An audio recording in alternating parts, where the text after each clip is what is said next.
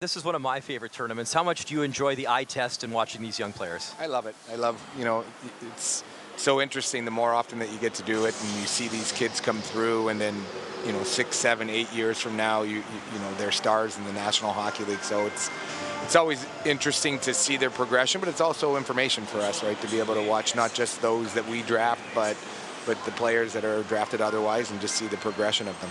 Montreal Canadiens fans very excited for the draft. 2 first-round picks this year, 2 next year, and obviously moves like getting Doc and Newhook, a lot of excitement for your team. What are some of the priorities for you for the upcoming draft and going forward here? Well, we've talked, and we had our end of the year media availability, and we talked about if we can continue to do things to advance the rebuild or the build, that we would do it, but we're going to be mindful of what we're trying to do long term here, which is to build a team that can win, on a sustainable level year after year, be competitive for the Stanley Cup. So if there's an opportunity to improve us and move it forward, we'll do it, but not at the expense of what we're trying to do long term.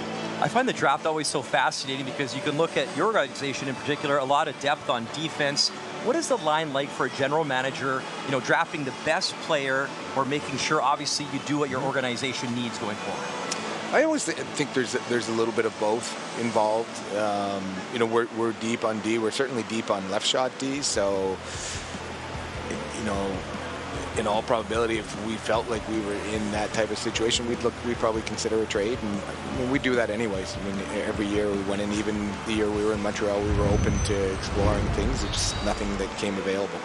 How fun has it been, the #1 pick, Juraj Slafkovsky, to watch his progression this year? It's been great.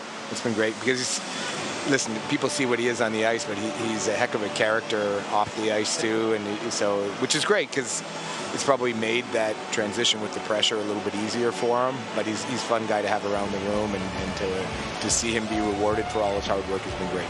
It's funny because you see him in the room, he's got that big smile, he'll joke around, and Marty St. Louis always says he's such a team guy. So when you're looking to draft young men to Montreal, what are important characteristics? Because we know how special that market and the intensity could be.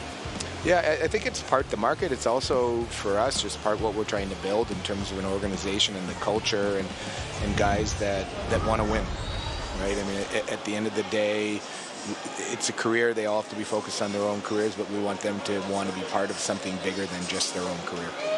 Have you ever been to the Sphere in Las Vegas? I have not. You have not? Okay, I'm expecting a full report from you, okay? Okay, all right, you're on. Kent Hughes, appreciate your time. Thank you very much. Thanks, Bryan.